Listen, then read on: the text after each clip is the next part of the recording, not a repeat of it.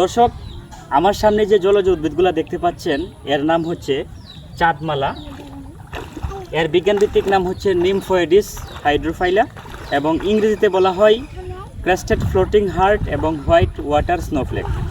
এটি মেনান্থেসি পরিবারের একটি জলজ উদ্ভিদ। অত্যন্ত চমৎকার এই জলজ উদ্ভিদটি মূলত বাংলাদেশ এবং ভারতের স্থানীয় উদ্ভিদ।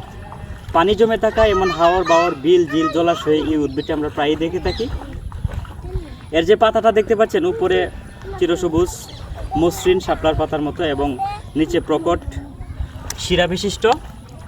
এর গাঁট থেকে মূলত শেকড় গজায়। এই যে এটি মূলত লতানো উদ্ভিদ এবং এর গাঁট থেকে গাঁট থেকে মূলত শিকড় গজায় এবং সেখান থেকে এর বংশ বিস্তার করে। এই উদ্ভিদের চমৎকার কিছু ফুল হয়।